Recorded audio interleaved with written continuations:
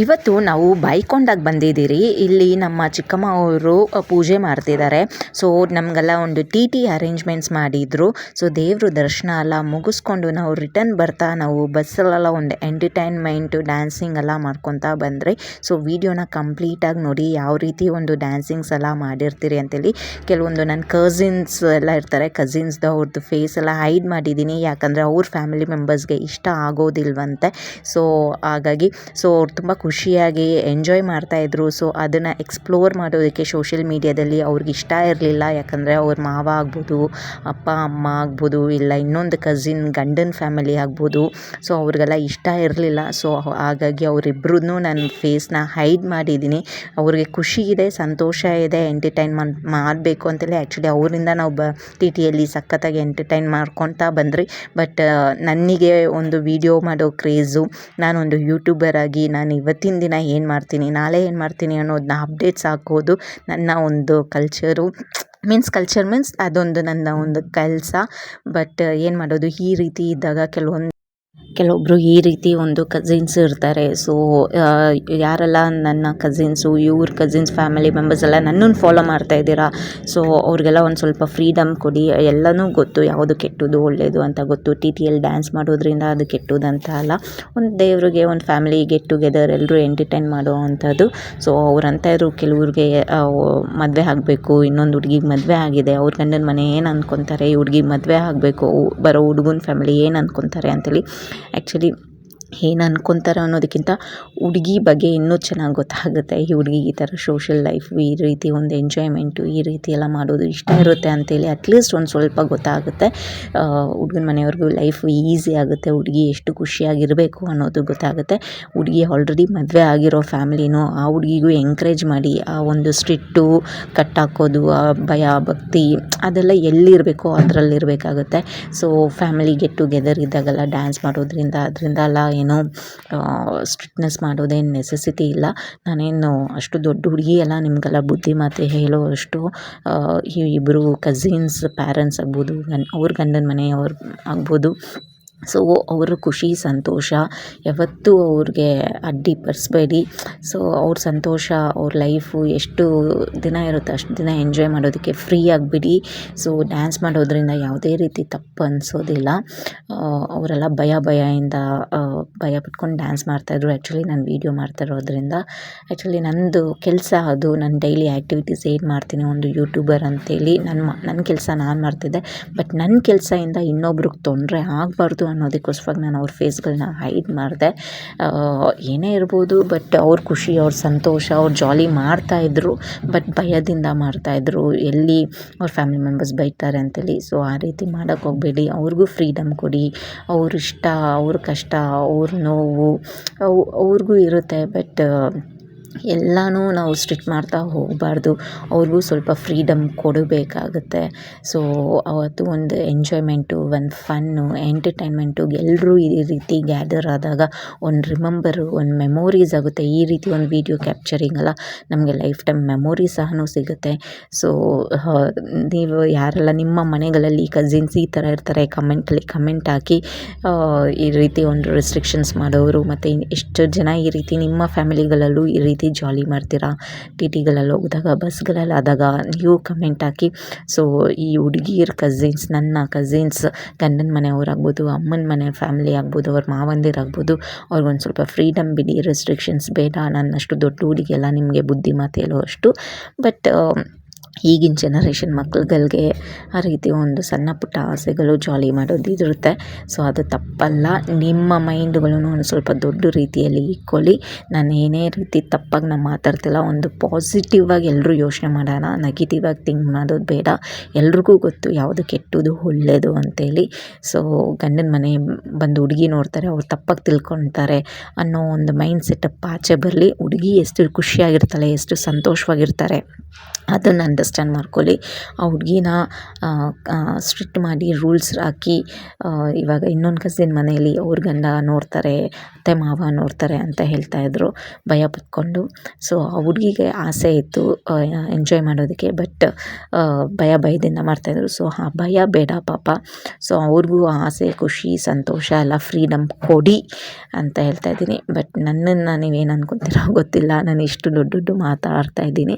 ನನಗೆ ಗೊತ್ತಿರೋ ಒಂದು ನಾಲೆಜಲ್ಲಿ ಹೇಳ್ತಾ ಇದ್ದೀನಿ, ಫ್ರೀಡಮ್ ಸಿಗಲಿ ಎಲ್ರಿಗೂ, ಹೆಣ್ಮಕ್ಳು ಗಂಡು ಮಕ್ಕಳು ಅಂತಲ್ಲ, ಎಲ್ರಿಗೂ ಅವರ ಫ್ರೀಡಮ್, ಅವ್ರ ಖುಷಿ, ಅವ್ರ ಸಂತೋಷ ಎಂಜಾಯ್ ಮಾಡಲಿ.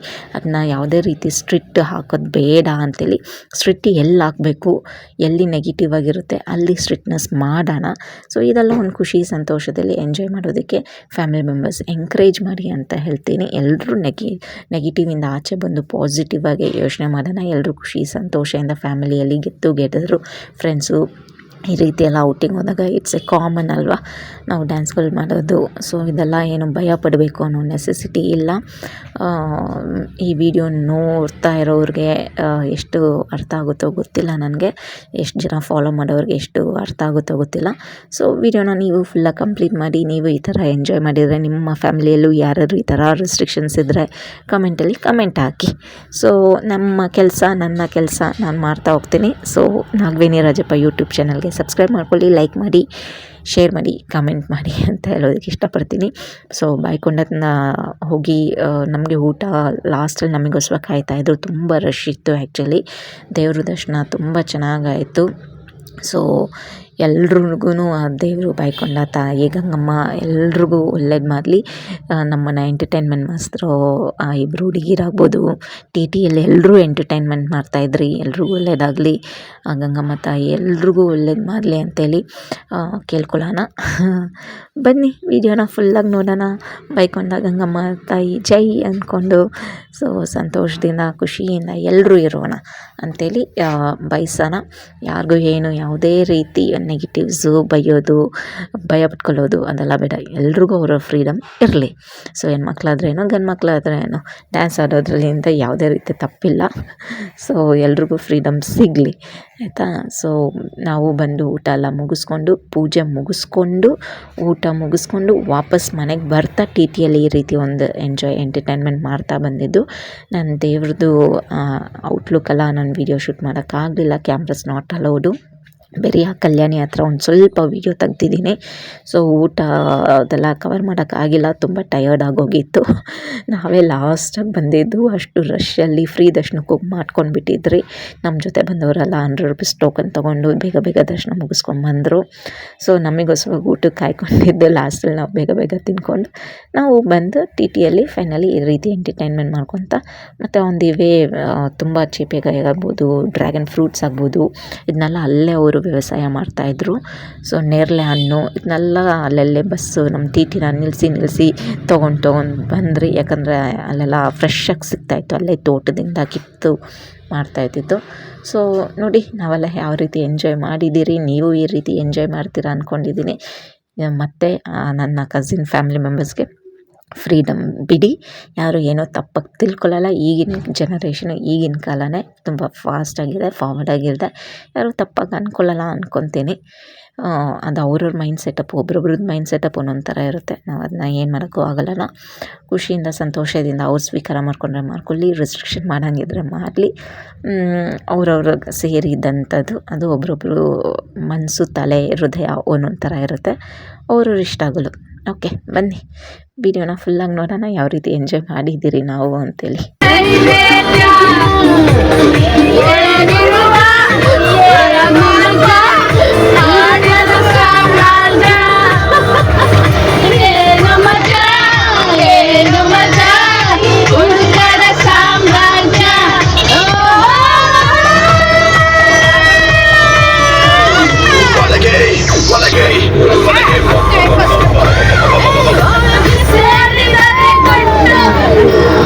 ಹುಡುಗಿ ಆಗುವಳು ಗಂಡು